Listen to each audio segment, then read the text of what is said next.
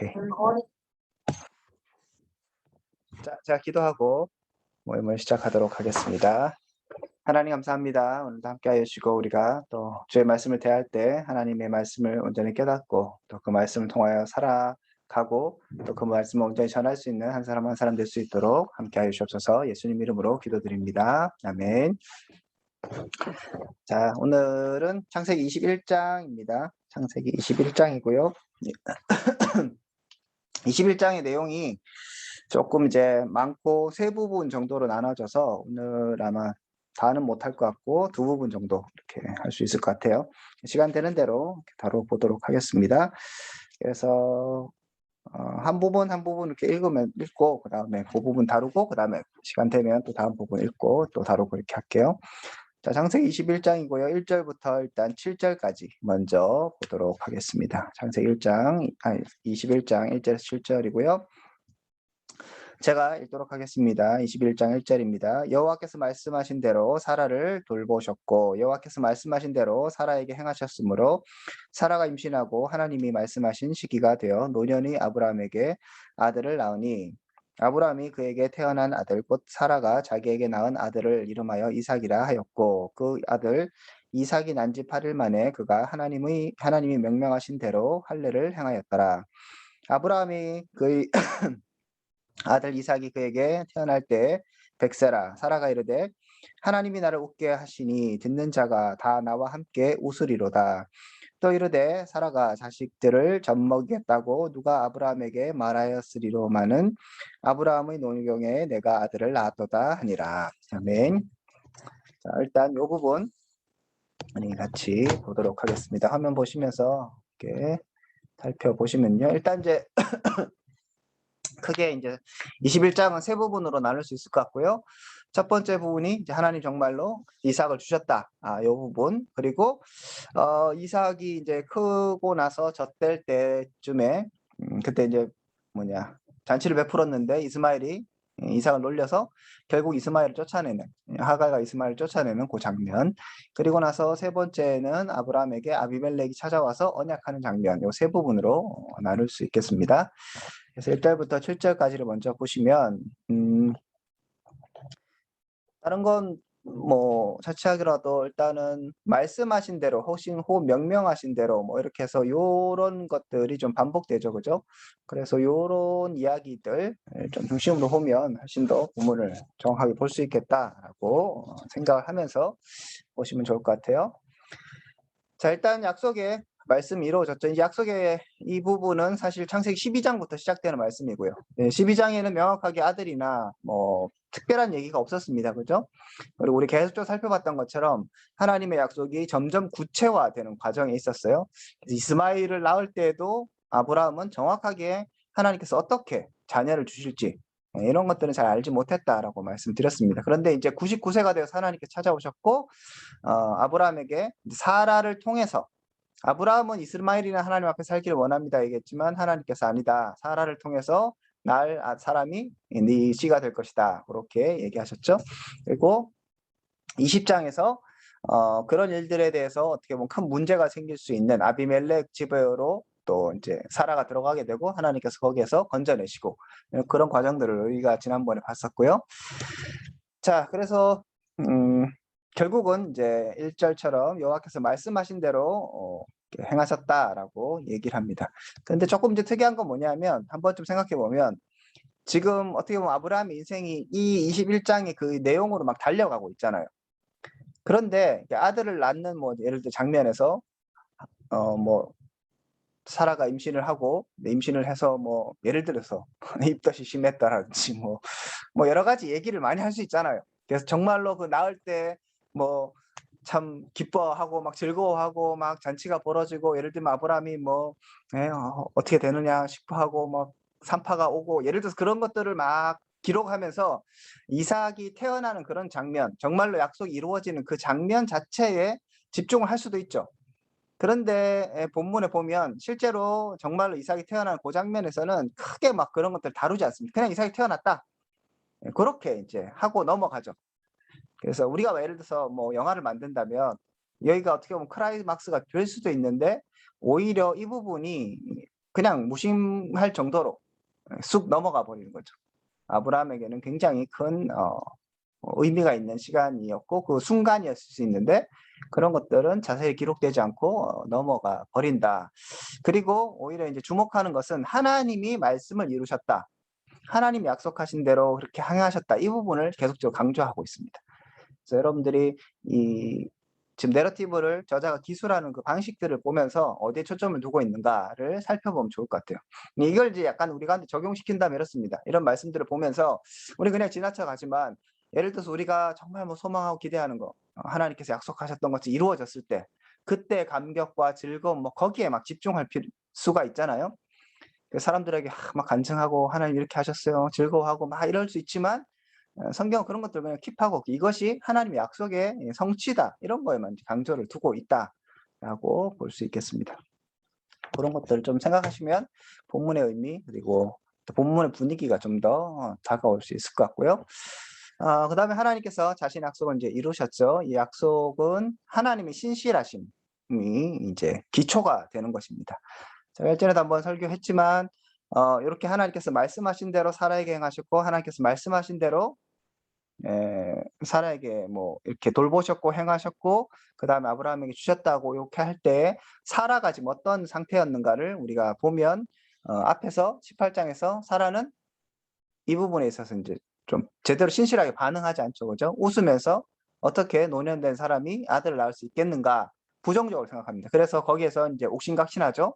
너 왜 웃느냐? 안 웃었어요. 네가 웃었다.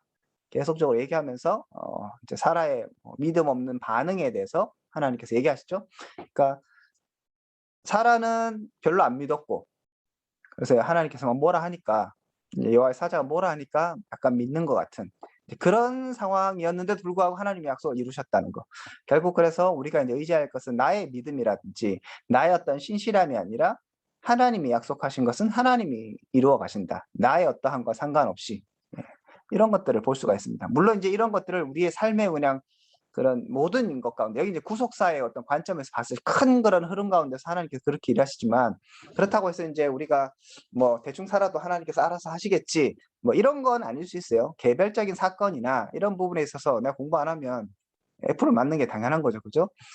하나님이 신실하게 일하신다는 건 더 큰 의미에서의 그런 부분이라고 생각할 수 있습니다. 그래서 만약에 여러분들이 이런 것들을 설교하고 적용할 때에도 이걸 너무 세빈한 거에서 여러분 인생의 모든 것들 하나님께서 책임져 주신다. 뭐 하나하나 개별적인 문제까지 그렇게 나의 어떤 거 상관없이 이루어 주신다고 해석하고 그렇게 설교하면 이건 문제예요. 본문을 과잉 해석하는 거예요. 그렇지만 전체적인 우리 인생을 봤을 때는 우리의 신실함과 우리의 어떤 뭐 성실함과 상관없이 일하신 하나님을 발견하고 그것을 전할 수 있겠죠. 그래서 여러분들이 항상 설교할 때 요런 이제 부분에 있어서 명확하고 좀 선을 끌 필요가 있고 자기 자신 그 설교자로서 어디까지 얘기할 수 있는가를 잘 생각하셔야 됩니다. 잘못 너무 이걸 확대 해석하면 이건 이제 기복주의 신앙이 되거나 인간의 어떤 열심을 무너뜨릴 수 있는 잘못된 방향으로 갈 수 있는 거예요. 그래서 이런 본문을 하나하나 해석할 때 비슷한 얘기인 것 같지만 완전한 다른 얘기가 될 수 있다. 그래서 정확하게 해석하는 것 필요하다라고 말씀드리겠습니다. 그래서 하나님께서 신실하게 일하셨다. 신실함이 아니면 은혜를 얻을 수 없다. 특별하게 이제 이 부분은 아브라함도 안 믿었고, 그죠? 사라도 안 믿었던 상황에서 계속적으로 약속을 이루어 가시는. 그리고 아브라함과 사라가 그렇게 신실한 모습을 보이지 않았음에도 불구하고 그렇게 일하시는 하나님 볼 수 있겠죠. 자, 이렇게 하나님께서 신실하게 행하셨을 때에 이제 아브라함은 이제 하나님께서 말씀하신 대로 보면 8일 만에 할례를 행했다고 하죠. 하나님이 4절에 보면 명령하신 대로 할례를 행하였다고 얘기하죠. 그러니까 여기서 앞에서 20장에서 아브라함의 약간 부족한 모습 우리가 봤었잖아요. 아비멜렉에 가서 자기 아내를 노이라고 얘기하고 그래서 예전보다 좀 신앙이 예를 들어 떨어진 것 같은 그런 모습을 보였는데 이제는 하나님께서 신실하게 행하시는 것들에 반응이 있게 되는 거죠. 그 반응은 다른 것이 아니에요. 뭐 기뻐하고 즐거워하고 이런 것이 아니고 말씀 명명하신 대로 반응하는 거죠.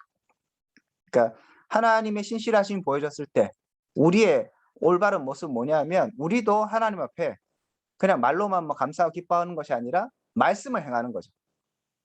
8일 만에 할례를 행하라고 말씀하셨고 그것이 언약이 되겠고 하나님의 백성으로서 인정되는 것이잖아요. 그래서 아브라함은 이삭을 할례를 행했다라고 볼 수 있고요. 사라는 앞에서는 계속 웃음이 메타포죠. 하나님께서 18장인가요? 이제 아들 주겠다고 약속하셨는데 웃었죠. 그래서 네가 왜 웃느냐 하면서 막 얘기하면서 이름을 이삭이라고 하고, 이삭의 이름의 뜻이 이제 웃음이잖아요. 그런 것에서 다시 이제 웃음이 또 등장하죠. 그죠? 그러니까 하나님께서 이삭을 주셨고, 그 이삭의 이름 자체가 그런 기쁨, 웃음이고, 그래서 6절에 사라가 하나님께서 나를 웃게 하셨다. 이게 이제 이중적 의미가 있는 거죠. 나를 웃게 하셨고 듣는 자와 다 함께 웃게 된다.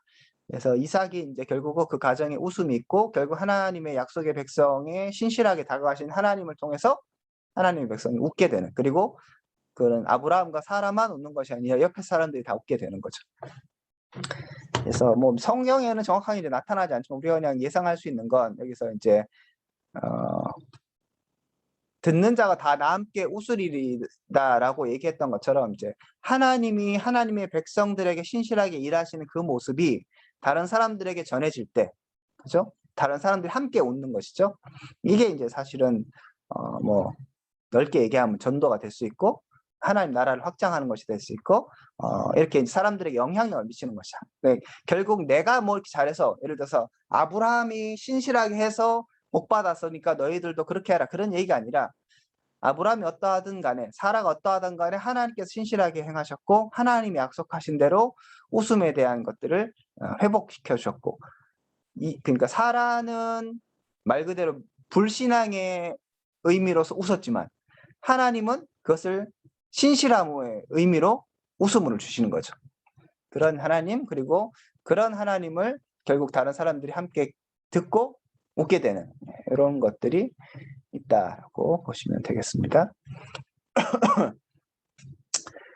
그리고 아브라함과 사라는 이제 안 된다고 했었죠. 자기의 나이를 문제 삼아서. 그래서 17장 17절에 보면 이제 100세, 그 다음에 뭐 90세 이렇게 돼갖고 어떻게 아이를 낳을 수 있겠는가 이렇게 얘기했습니다. 하지만 결국 100세에 아브라함이 아들을 주셨습니다. 그래서 성경에도 보면 지금 아브라함이 아들을 낳은 나이가 언제다는 것을 딱 얘기를 하죠.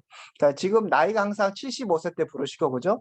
75세에서 100세까지 시간이 많이 걸리고, 요런 하나하나가 결국은 하나님께서 얼마나 자신의 그 사라와 아브라함이 안 될 것이라는 불가능을 이제 확실하게 있을 때 그 일들을 행하심을 통해서 하나님 얼마나 신실하시고 얼마나 능력 있으신 분인가에 대해서 이제 보여주시는 거죠.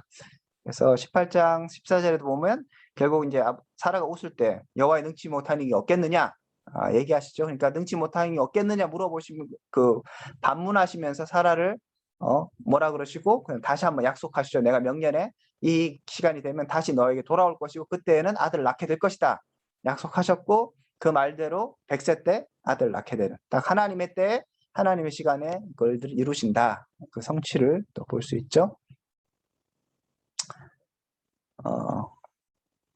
그리고 아까 얘기했던 것처럼 이제 이삭의 얘기보다는, 그러니까 이삭이 태어나는 게 정말 중요한 일인 것 같은데, 독자들이 그렇게 기대할 것 같은데, 이제 이삭의 요 얘기는 굉장히 간단하게 다뤄지고 오히려 이스마엘을 처리하는 사건이 더 길고, 뭐 그다음에 어떻게 보면 22장에 가서 이삭을 번제로 드리는 사건을 더 길게 기술하잖아요. 그래서 성경 저자가 하나님이 어디에 있어서 관심을 가지시는가, 이런 것들을 우리가 좀 볼 수 있어요. 그래서 약속은 이루어지는 거죠. 근데 약속의 성취는 큰 일이 아니다, 이런 의미. 우리는 그 성취 자체 그거에 막 이렇게 대단하다고 생각하는데, 하나님 앞에서 봤을 때는 여호와께 능치 못한 게 없는 거예요. 결국은 신실하게 이루신 하나님의 그 과정, 그죠? 그리고 그렇게 일어났을 때 내가 어떻게 반응하는가가 중요한 것이지, 그래서 받고 안 받고 뭐 그 받는 어떤 그 점, 그 시점, 뭐 이런 것들은 별로 중요하지 않을 수 있다. 오늘 본문의 어떤 구성들을 봤을 때. 자, 그리고 요게 이제 뒤에 나오는 이제 그 이스마엘의 얘기인데, 어쨌든 간에 결국은 이렇게 이삭이 태어났으니까 이스마엘이 이제 붕 뜨게 되죠, 그죠? 어떻게 해요? 뒤에 보면 정말 인륜적으로 봤을 때는 정말 참담한 일이 벌어지잖아요. 그래서 결국 자신의 힘으로 뭔가를 해보려는 어떤 노력들이 하나님이 하시는 일들의 걸림돌이 되는 것들을 우리가 또 확인할 수 있고요. 그 다음에 지난번에 한번 말씀드렸던 것처럼 이 아브라함의 이 내러티브의 전체적인 상황 가운데서 사라가 주도적으로 뭔가 일하고 나타나는 경우들은 거의 없습니다. 거의 없다기보다 이제 몇 군데밖에 없죠. 특히 예를 들어서 아비멜렉에 우리 바로 전에 있는 20장에 아비멜렉에게 가는 그런 장면에서도 어떻게 보면 사라가 피해자이고 사라가 제일 어떻게 보면 제일 문제가 되는 사람인데 거기에 있어서 사라는 한마디 어떤 뭐 대사가 없죠, 그죠? 근데 오늘 여기에서는 이제 사라가 굉장히 이제 중심에 들어가 있어요. 사라가 뭔가를 행했다는 것도 뒤에 나오지만 하나님께서 사라를 돌보셨다고 얘기해요. 그러니까 되게 특이한 장면이에요. 하나님께서 아브라함에게 약속하셨죠, 그죠? 그런데 오늘 본문에서는 사라가 좀 중심이 되죠. 그래서 21장 1절에 보면 말씀하신 대로 사라를 돌보셨고, 그죠? 말씀하신 대로 사라에게 행하셨고, 그리고 2절에 사라가 임신하고 하나님 말씀하신 시기가 되어서 노년에 아브라함에게 아들을 낳았다. 이렇게 되죠. 그리고 또 3절에 사라가 자기에게 낳은 아들의 이름하여서 이삭이라고 하였다고 얘기하죠. 이름은 원래 아빠가 짓는 건데 사라가 짓죠. 뭐 이런 것처럼 굉장히 주도적으로 일하고 있고 뒤에서도 보면 6절에 이제 사라가 이제 6절, 7절에 뭐 찬양하고 이런 것들을 볼 수 있습니다. 그리고 뒤에서도 연결돼서 보면 이스마엘이 이삭을 놀리는 걸 보고 사라가 이제 적극적으로 행동하죠. 아브라함은 가만히 있었는데 사라가 그것을 받고 그리고 아브라함에게 내쫓으라고 얘기를 했죠, 그렇죠? 근데 아브라함은 굉장히 이제 수동적이고 어떻게 할지 몰랐고 화가 나지만 이걸 어떻게 해야 되나 근심하고 있을 때 하나님께서 사라의 말대로 하라라고 해서 이제 보내게 돼요. 그래서 되게 주도적인 역할을 하고 있다. 그 앞에서도 보면 주도적인 역할을 했던 거 하가를 내쫓을 때, 그죠? 내쫓은 게 아니라 하가를 막 괴롭혀갖고 하가를 도망갔을 때 그럴 때 이제 굉장히 뭐 주도적 역할을 한다고 볼 수 있습니다. 자, 그리고 이제 1절에 보면 하나님께서 말씀하신 대로 사라를 돌보셨다고 얘기하는데 이게 돌보셨다는 게 원어적 의미로는 돌아보셨다는 얘기도 있고 그다음에 방문하셨다는 의미도 있다 이렇게 알 수 있고요. 그래서 영어 성경에 NIV는 아마 비지트로 그렇게 번역을 했어요. 그래서 방문하다는 의미로 해석한다면 18장 14절의 성취로 볼 수 있습니다. 하나님께서 어떻게 얘기하시는가 하면 기한이 이를 때 내가 내게로 돌아오리니 라고 얘기해요. 그래서 요 말씀에 로 연결시켜 본다면 하나님께 다시 돌아오셨다, 방문하셨다라고 하는 거가 뭐 이렇게 해석하는 것이 충분히 가능하지 않을까 이렇게도 생각을 합니다. 자, 예. 그렇습니다. 그러면 혹시 요 파트에 있어서 질문 있으면 질문을 하시죠.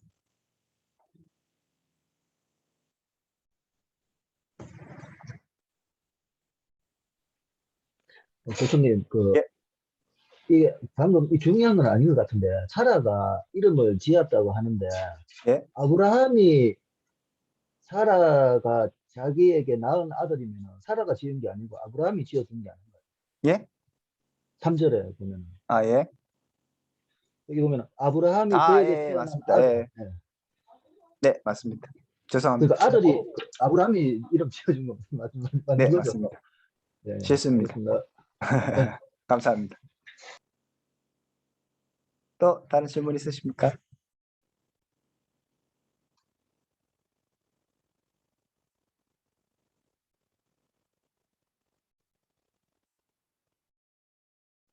자, 예, 그러면 일단은 다음까지 보고 또 얘기를 진행해 볼게요. 자, 그럼 8절부터 21절까지 그 부분 한번 보고 그 다음에 전체적으로 다시 한번 얘기를 보도록 하겠습니다. 이 부분이 이제 앞에 내용하고도 더 이어지는 거기 때문에 볼게요. 자, 이제 8절부터 21절까지 제가 읽겠습니다. 아이가 자라매 젖을 떼고 이삭이 젖을 떼는 날에 아브라함이 큰 잔치를 베풀었더라. 사라가 본즉 아브라함이 아들 애굽 여인 하갈의 아들이 이삭을 놀리는지라. 그가 아브라함에게 이르되 이 여종과 그 아들 내쫓으라. 이 종의 아들은 내 아들 이삭과 함께 기업 얻지 못하리라 하므로 아브라함이 그의 아들로 말미암아 그 일이 매우 근심이 되었더니 하나님이 아브라함에게 이르시되 내 아이나 내 여종으로 말미암아 근심하지 말고 사라가 내게 이른 말을 다 들으라. 이삭에게서 나는 자라야 내 씨라 부를 것임이니라. 그러나 여종의 아들도 내 신이 내가 그로 한 민족을 이루게 하리라 하신지라. 아브라함이 아침에 일찍이 일어나 떡과 물 한 가죽 부대를 가져다가 하갈의 어깨에 메워주고 그 아이를 데리고 가게 하니 하갈이 나가서 부엘세바 광야에서 방황하더니 가죽 부대에 물이 떨어진지라 그 자식을 관목 덤불 아래 두고 이르되 아이가 죽는 것을 참아 보지 못하겠다 하고 화살 한 바탕 거리 떨어져 마주 앉아 바라보며 소리내어 오니 하나님이 그 어린 아이의 소리를 들으셨으므로 하나님의 사자가 하늘로부터 하갈을 불러 이르시되 하갈아 무슨 일이냐 두려워하지 말라 하나님이 저기 있는 아이의 소리를 들으셨나니 일어나 아이를 일으켜 내 손으로 붙들라 그가 큰 민족을 이루게 하리라 하시니라. 하나님이 하갈의 눈을 밝히셨으므로 샘물을 보고 가서 가죽 부대에 물을 채우다가 그 아이에게 마시게 하였더라. 하나님이 그 아이와 함께 계심에 그가 장성하여 광야에서 거주하며 활 쏘는 자가 되었더니 그가 바란 광야에 거주할 때 그의 어머니가 그를 위하여 애굽 땅에서 아내를 얻어 주었더라. 아멘. 자, 여기에서 이제 좀 보실 것들은 관찰을 해보면 일단 이 하갈의 아들인 이스마엘과 그 다음에 이삭의 어떤 대조 그리고 이스마엘을 어떻게 보는가 이런 것들이 이제 그 단어 속에 많이 표현이 돼 있어요. 여기 이제 유사해 보시면 특히 이제 요 21장에서는 이스마엘이라는 이름이 등장하지 않습니다. 그러니까 이스마엘을 누구로 보는가 이게 이제 계속적으로 바뀌는데 사람마다 달라요. 그래서 아브라함의 아들 애굽의 여인 하갈의 아들이라고 이제 표현하죠. 그러니까 여기에서 아브라함의 아들은 맞는데 그저 그 아들은 누구냐면 애굽의 여인 하갈의 아들이라고 또 돼 있죠. 그래서 결국 하나님께서 약속하신 것은 뭡니까? 사라를 통해서 낳을 아들이라고 얘기하기 때문에 아브라함의 아들까지는 됐어요. 그런데 하갈의 아들이기 때문에 약속의 자녀가 될 수 없죠. 그리고 유업을 이제 받을 수가 없습니다. 그래서 여기에서 계속적으로 또 이 이스마엘을 어린 아이라고 아이 자꾸 이렇게 얘기하는데 뒤에 나오겠지만 그렇게 아이는 아니에요. 십몇 세 넘었고 거의 20살이 다 되어가는 그런 상황으로 본다면 아이는 아닌데 되게 이제 아이로 자꾸 묘사를 합니다. 그래서 이제 이 이스마엘을 어떻게 보고 있는가 그것들을 보시면 좀 본문에서 해석을 하는데 도움을 받을 수 있겠다. 자, 일단은 이제 본문의 내용을 해석해내기가 어려운 것은 뭐냐면 이제 너무 콩가루고 아브라함이 되게 혹은 또 사라가 너무 무정한 것처럼 보이죠. 그래서 이 부분을 해석하는 게 굉장히 좀 어려울 수 있고 윤리적으로 봤을 때는 좀 그렇다. 그래도 본인들이 사라가 사실 이제 그 이스마엘 낳자고 한 거잖아요. 그런데 결국은 사라가 또 이스마엘을 쫓아내죠, 그죠? 이런 거 봤을 때 과연 옳은가 윤리적으로 이런 것이 정당한 뭐 예를 들면 하나님의 백성의 이웃 사랑의 어떤 정신과 그죠? 자비와 이런 정신에 맞는 것인가 이렇게 얘기해 버리면 이게 문제가 되는 거죠. 그래서 항상 여러분들이 이 성경을 자꾸 윤리적으로 풀다 보면 결국 이런 데 가서 자가당착에 빠지는 거예요. 이렇게 해서 착하고 뭐 좋은 사람이 돼야 되고 계속 그런 얘기하다 보면 여기 안 좋은 사람이거든. 아브라함을 닮읍시다. 뭐 아브라함이 뭐 이렇게 했습니다. 아브라함이 모델입니다. 이렇게 했다가 여기 아주 나쁜 놈인데 이런 거 요즘에 들어서 뉴스가 났다고 쳐보세요. 전 국민의 공분을 사면 댓글 막 난리가 나고 저놈은 다 이민시켜라 뭐 이렇게 얘기 안 하겠어요.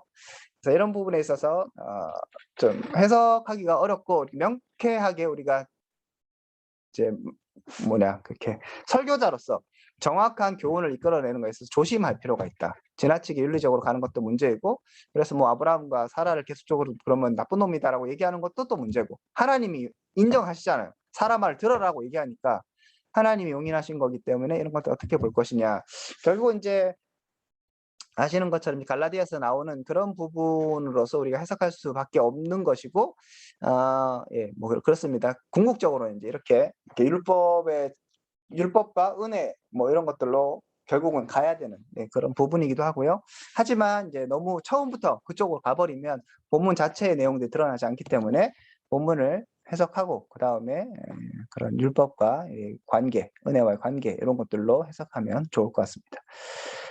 자, 하나님께서 하갈과 이스마엘을 내쫓는 과정에 개입을 하시고요. 이전에 아브라함과 사라가 하갈을 통해서 아들 내고 싫어했을 때는 개입을 안 하셨죠, 그죠? 그러니까 이런 게 좀 특이해요. 제가 지난번도 말씀드렸던 것 같은데 그냥 처음부터 아니기 때문에 하갈을 통해서 아이를 낳으려고 할 때부터 야, 그러면 안 돼.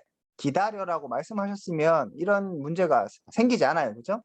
그렇지만 그때는 하나님께서 개입하지 않으시죠. 이렇게 뭐 묵시적으로 이제 인정하신다고 할까요? 그냥 가만 놔두시죠, 그죠? 그렇게 해서 문제가 발생하고, 근데 여기에서는 이제 또 사라가 얘기하는 대로 얘네들 보내라 했을 때 보내죠. 그래서 이런 것도 좀 특이한 부분이라고도 볼 수 있고요. 그렇지만 또 생각해 보면 앞에서도 하갈 쫓아낸 게 아니고 하갈이 이제 도망갔을 때죠. 도망갔을 때. 이 부분은 제가 못하고요. 어쨌든 자, 사라 때문에 이제 하갈이 너무 힘들어갖고 도망갔을 때에도 하나님께서 개입하시죠. 그리고 오늘 본문에서도 보면 사라가 이제 쫓겨났다고 해야 될까요? 어쨌든 이제 나왔을 때도 하나님께서 개입하셔서 또 이제 구원해 주시죠.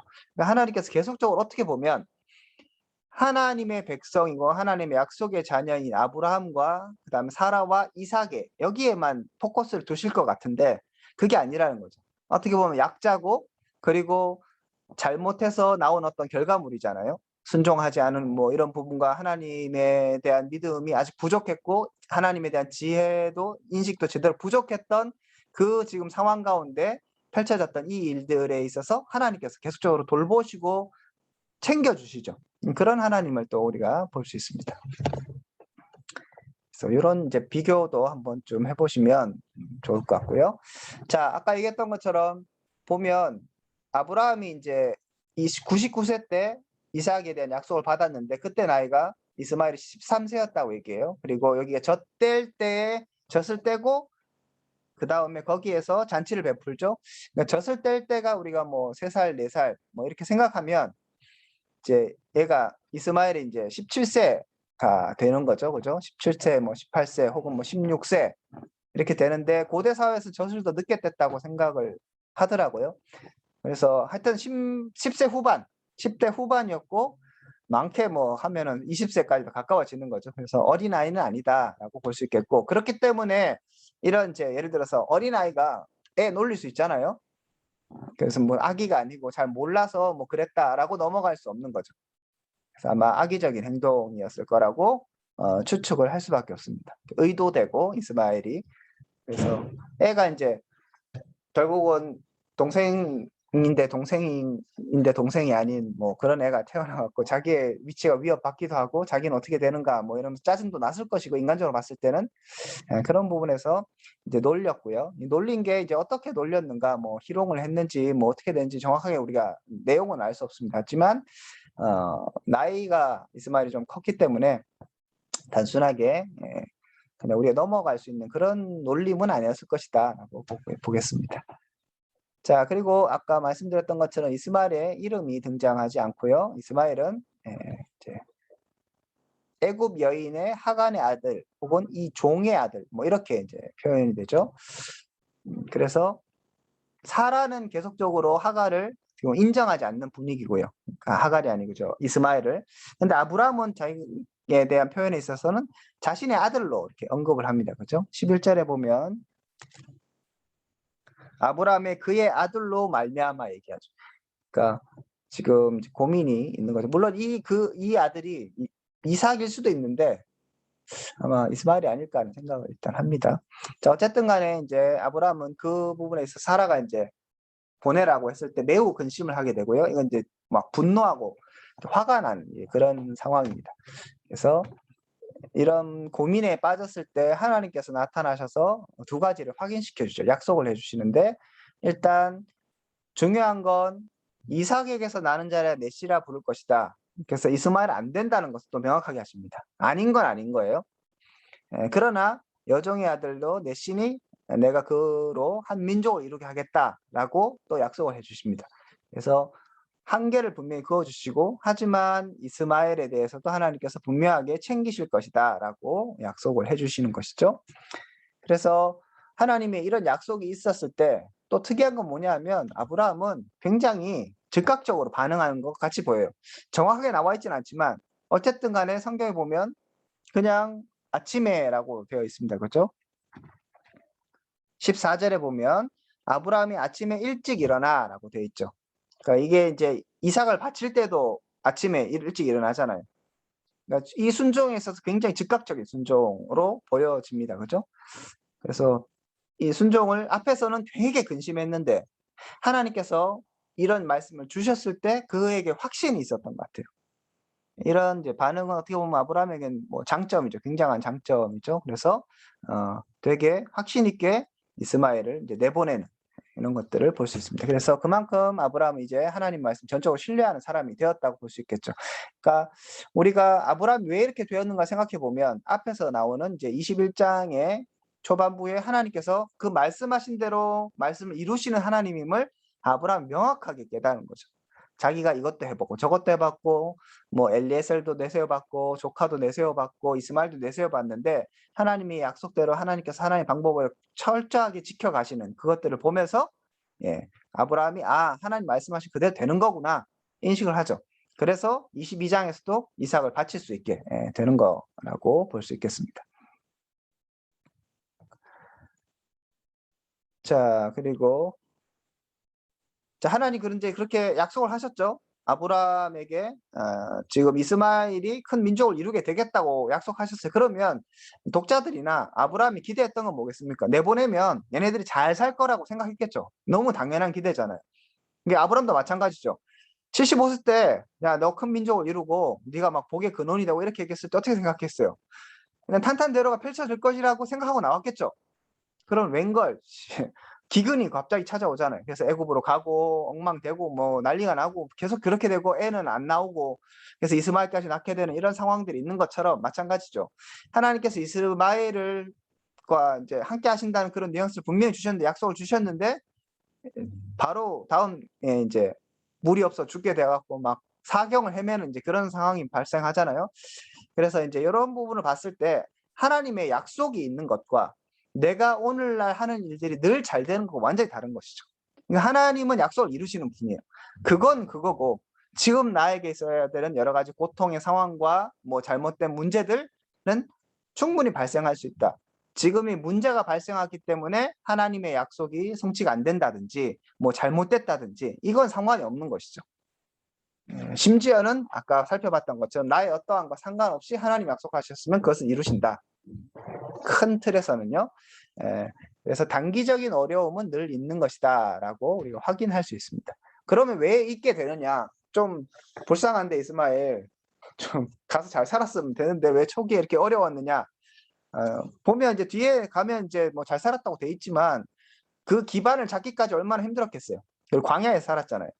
그런 거 봤을 때 쉽지만 않았을 텐데 왜 그렇게 되느냐? 결국 이스마엘에게도 하나님이 어떤 분인가를 하나님 계시하시기 위한 어떤 방법이겠죠. 그래서 어떻게 보면 이스마엘에게 특히 물론 이제 하갈에게 나오셨지만 그 하갈이 사라를 피해서 도망갔을 때 그때도 하갈을 찾아오셨고 그다음에 오늘 이 장면에서도 하갈을 찾아오시죠. 그래서 눈을 밝혀주시고 물을 주시고 살려주시고 뭐 이렇게 하는 걸 통해 하나님 계속적으로 간섭함을 통해서 하나님이 그들도 품으시는 것들을 살펴볼 수 있습니다. 자, 그리고 특이한 건 아브라함이 보낼 때 저는 좀 이상해요. 한몫 챙겨서 주면 될 텐데 한몫 안 챙겨주고 물하고 그것만 주고 보내버리잖아요. 그 종들도 좀 보내고 말도 주고 낙타도 주고 이렇게 줘서 하면 어디 가서 잘 살 텐데 그런 뉘앙스가 없어요. 진짜 단둘이 보내갖고 광야에서 이게 막 방황하다가 죽게 될 지경까지 이렇게 보내는 거 보면 철저하게 어떻게 보면 인간적으로는 참 쫀쫀하다. 그런 생각도 들긴 하는데 아브라함이 어떤 면에서는 이제 하나님 말씀하신 것을 전적으로 믿었던 것 같기도 하고 그 당시에 관습에서 이제 그 이스마엘은 더 이상 그 뭡니까 유산을 차지할 권리를 상실한 거죠. 그런 의미에서도 뭐 이렇게 주지 않았다고도 볼 수 있고 여러 가지 볼 수 있는데 어쨌든 간에 이제 그렇게 나왔고 그래서 물이 떨어집니다. 가축 부대 한 부대에 줬는데 물이 떨어졌고 이제 하갈이 통곡을 하게 되죠. 특이한 건 뭐냐면 하갈이 크게 울었다고 되어 있거든요. 그런데 하나님 뭐라고 하시냐면 하나님이 그 어린아이의 소리를 들으셨다고 얘기해요. 그래서 울 것은 하갈이지만 하나님 들으신 것은 어린아이의 소리였다고 얘기하죠. 그래서 또 얘기하는 게 이제 어린아이의 소리를 들으셨다라고 얘기를 하죠. 이런 걸 봤을 때 이제 뒤에서 적어놨는데 칼빈인가는 이제 그 이스마엘이 사실은 자기 때문에 쫓겨난 거잖아요. 집에서 자기가 이삭을 놀려갖고 일이 이렇게 발생돼서 했기 때문에 아마 이스마엘이 회개를 하지 않았을까 그때 내 때문에 얘기해서 뭐 자기도 기구한 인생이겠죠. 잘 부잣집에 태어난 거잖아요. 금수저로 살다가 갑자기 동생 태어나갖고 동생한테 좀 짜증나서 좀 뭐라 했다가 오씨 그래도 그렇지 쫓아낼지는 설마 알았겠어요? 쫓겨나갖고 갈 데도 없고 광야에서 막 방황하다가 죽게 돼갖고 얼마나 자기도 기구하겠어요. 막 울면서 회개하면서 뭐 하나님께 부르짖었지 않았을까? 뭐 그렇게도 해석을 합니다. 자, 예, 그렇게 볼 수 있고요. 결국은 이제 이스마엘과 이제 하나님과의 사이를 자꾸 보여주는 것 같아요. 하나님이 하갈에게 자꾸 얘기하시고 이스마엘과 함께 하셨다는 그런 내용이죠. 그래서 여기도 보면 20절에 보면 하나님이 이스마엘과 함께 하셨습니다. 이는 이스마엘이 약속의 자녀는 아니지만 아브라함의 자녀로서 은혜를 받게 되는 것을 분명히 얘기해 줍니다. 그래서 참고로 이스마엘은 할례 받은 하나님의 백성이기도 하죠. 그러니까 앞에서 할례를 받았죠. 그죠? 할례는 언약 백성의 상징입니다. 그렇기 때문에 제가 1절에도 말씀드렸던 것처럼 이스마엘, 그래서 예를 들면 구원 못 받고 얘는 지옥 갈 애이다. 이런 식으로 보는 것은 굉장히 좀 위험할 수 있는 거죠. 하나님이 이스마엘과 함께 하시죠. 하갈과도 함께 하세요. 그러니까 하나님의 뭐랄까요? 이렇게 이방인 룻도 하나님의 날개 그늘 아래 들어온 사람에게 하나님께서 품어주시잖아요. 그죠? 보아스를 통해서 품어주시는 것처럼 이제 하갈도 자이든 타이든 간에 하나님의 백성으로 들어오는 거죠. 그리고 이스마엘도 그렇게 되었고 아마 하나님께서 그래서 함께 하시는 것들 계속적으로 보여주시는 것 같습니다. 그래서 제가 여기도 적었지만 하나님이 그 아이와 함께 하신다 이런 표현들 그 다음에 자꾸 이렇게 돌보시고 그 우는 소리를 들으셨다고 이렇게 하는 게 약간은 이삭에게 어울릴 것 같은 그런 표현들이에요. 그러니까 이삭에게 이런 얘기들이 전혀 등장하지 않습니다. 하나님이 이삭을 뭐 주시면서 이삭과 다시 약속하시고 예를 들어서 복 주시고 뭐 그런 얘기는 없고 오히려 포커스가 약간 이스마엘에게 가 있는 듯하고 쫓겨나긴 하지만 하갈에게 가 있는 듯해요. 하나님도 지금 하갈에게 말씀하시잖아요. 그죠? 그래서 우리가 이런 것들을 봤을 때 이제 전체적인 하나님의 섭리 이런 것들을 이해할 수 있겠고 제 생각에는 이제 이스마엘을 이 어떤 사람인가 그 사람 정체성을 봤을 때 그러면 이스마엘의 그 자손들이 다 하나님의 약속의 백성으로 들어왔다 이런 차원은 아니에요. 왜냐하면 약속의 백성 이스라엘이기 때문에. 그렇지만 개인으로서의 이스마엘 그는 하나님 백성으로 인정되지 않았을까. 그래서 하나님께서 돌보시고 함께 하시고 그 이후에 그가 하나님 앞에 얼마나 진실하게 살았는가는 둘째 문제인 거예요. 그건 이제 기록되어 안 돼 있고 그 다음에 그 자녀들은 더 뭐 하나님 떠났겠죠. 그렇지만 이제 일단은 하갈과 이스마엘에게는 하나님께서 신실하게 대하셨다. 설령 그가 약속의 자녀가 아니기 때문에 그 집안에서 나가게 되고 그런 것들 하나님께서 용인하시지만 하나님께서 약자 이런 사람들 계속 또 돌보신다라는 것들을 본문을 통해서 확인할 수 있습니다. 자, 예, 여기까지 해서 질문 있으면 질문을 하시죠.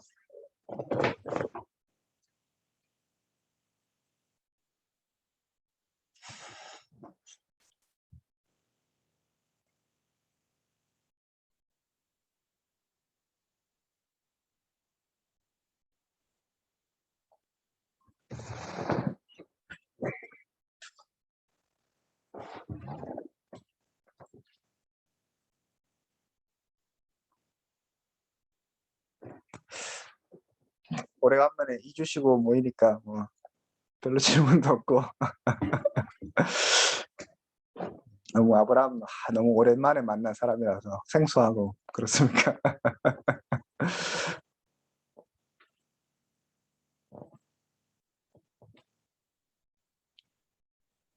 예. 이제 뭐 설교할 포인트들을 생각해 본다면 앞부분에서는 이제 신실하게 일하신 하나님, 그죠? 그리고 그렇지 못했던 아브라함과 사라, 그렇지만 약속을 이루시는 하나님. 그래서 그런 신실하지 못한 자들이었음에도 불구하고 아브라함은 아들을 얻었고 그다음에 사라는 웃게 되는 이제 그런 것들을 이제 대조하면서 설교하면 앞부분 좋은 설교가 될 수 있을 것 같고요. 그다음에 이제 하갈과 이스마엘 이런 부분에 이제 하갈과 이스마엘 쫓아내는 이런 장면들을 보면서 이거를 이제 윤리적으로 접근하면 굉장히 우리가 받아들이기 어려운 부분이 있다. 그런데 이런 것이죠. 하나님 나라는 정으로 가는 게 아니라는 거. 아닌 건 아닌 거고. 예. 그렇다고 해서 그러면 하나님께서 딱 칼같이 자르셔서 너는 이제 뭐 약속의 자녀가 아니니까 가 저리 가 이게 아니라 그들을 오히려 이삭보다 굉장히 더 막 사랑하신 듯한 함께 하시고 그죠? 살려주시고 뭐 이렇게 하시잖아요. 그래서 아닌 건 아닌 거고 하나님 앞에서 그렇지만 그들을 계속적으로 약자와 또 하나님 백성으로 들어온 사람들에게 하나님 긍휼을 베푸시고 그들과 함께 하신 하나님도 우리가 분명하게 이야기할 수 있겠죠. 그래서 이런 것들을 통해서 또 갈라디아서에 보면 결국 이것은 비유라 하면서 저 하갈과 그다음에 이스마엘과 이삭을 약속의 자녀와 그렇지 않은 것, 은혜와 율법 이것으로 이제 해석을 하잖아요. 거기까지 또 갈 수도 있겠죠. 그래서 이런 이제 과정들에서 본문을 확실하게 해석하고 본문의 상황들을 보면서 신실하게 일하신 하나님, 그리고 하나님 언약 백성을 끝까지 지켜가시는 분, 하지만 하나님의 구속사역 가운데 하나님께서 분명하게 기준들을 세우시고 하나님의 약속들을 그렇게 신실하게 이삭이라고 얘기하셨기 때문에 이스마엘은 아닌 거죠. 그리고 그렇기 때문에 함께 할 수 없는 것, 그런 것들도 볼 수 있겠고, 또 여기서 보면 어떻게 보면 이스마엘이 이제 잘못한 건 잘못한 거죠. 이스마엘이 놀렸잖아요. 그래서 교훈은 놀리면 안 된다. 친구를 놀리지 말자. 동생을 놀리지 말자. 그럼 엄마한테 혼난다. 이런 설교 하지 마세요. 그런 거. 예, 네, 질문 있습니다. 교수님, 예.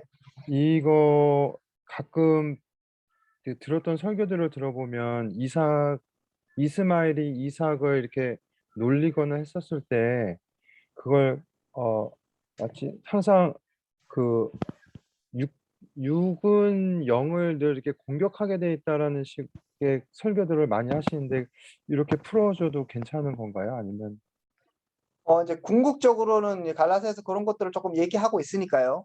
얘기할 수 있는데 이걸 자칫 잘못해서니까 본문의 일반적 해석 없이 제가 점핑을 해서 곧바로 그런 쪽으로 갔을 때는 이게 약간 알레고리가 될 수 있는 부분이 있죠. 그래서 본문의 해석이 없이 본문의 원래 지금 의미를 상실한 채 그쪽으로 가게 된다면 문제가 있을 것이고 그래서 조심스럽게 사용하는 게 필요하고 너무 이렇게 영적으로 예를 들어서 육은 뭐 그걸 괴롭힌다 그렇게 얘기하기에는 조금 무리가 있는 것 같습니다. 무리라기보다는 갈라디아서의 해석 정도로만 해석하지 그 이상으로 가는 것은 알레고리가 될 수 있다라고 저는 그렇게 생각합니다.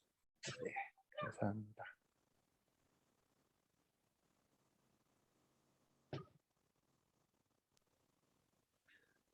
교수님, 이게 이삭이 하나님의 언약적인 관점으로 봤을 때는 이삭이 아브라함의 후손으로서의 복을 받은 거지 않습니까?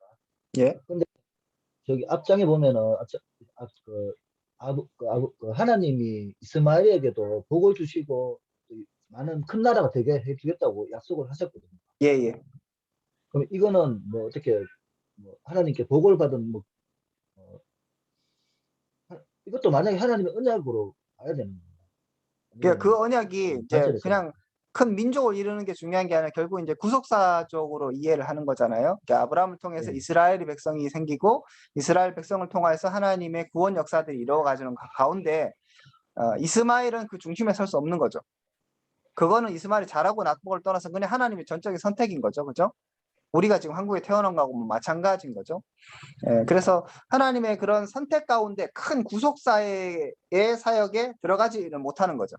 하지만 그도 하나님의 백성으로 인식되었다고 저는 이제 그렇게 해석하거든요. 이거를 이제 갈라디아서 보면 얘는 율법이고 이렇게 상징했기 때문에 그냥 얘네는 그러면 하나님 백성 아니다라고 얘기하기에는 계속적으로 하나님께서 돌보시고 함께 하시고 특별하게 저는 이제 할례를 받았다는 그 99세 때 지금 이스마엘에게 할례를 주셨다고 분명히 이야기하고 계시기 때문에 그 아브라함이 줬다고 얘기하고 있기 때문에 언약의 백성으로 들어온 거죠. 그 언약의 백성은 이제 구속사로서의 그게 아니라 말 그대로 이스라엘 백성들 전체가 그냥 할례를 행하는 것처럼 하나님 백성으로서 들어왔고 그래서 하나님께서 돌봐 주시는 거라고 볼 수 있고 그런 면에서 이제 복을 주신다. 이스마엘도 하나님의 백성이 언약 백성 그 언약이야 뭐라 그럴까 그냥 하나님의 백성으로 들어와서 하나님 믿는 사람으로서 그런 하나님께서 한몫을 챙겨주시는 약간 그런 이제 분위기 아브라함의 자손이기 때문에 그 아브라함 복의 근원이잖아요. 그렇게 해서 아브라함으로부터 나오는 사람들이 계속적으로 그렇게 은혜를 받게 되는 것으로 해석해야 될 것 같습니다. 그러니까 구속사와 좀 하나님의 백성 뭐 이런 것을 조금 구별할 필요가 있는 것 같아요. 네, 알겠습니다.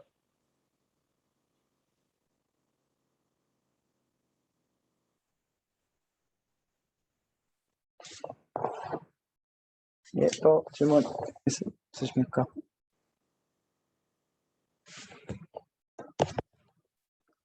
네, 그럼 질문은 없으신 것 같고 뭐 우덕인 전사님 뭐 오셨는데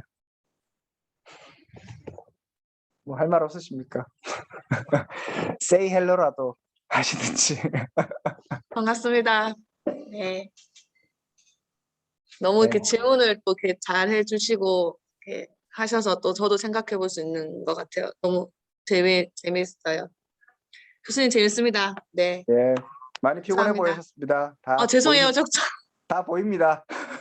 네. 네.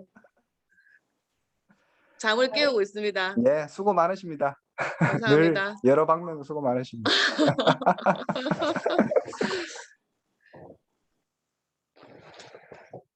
예, 뭐 그럼 다른 질문 없으면 허은혜 전사님 네, 마이크를 뭐 받아주시면서 뭐 마무리하세요. 마무리하면 될까요?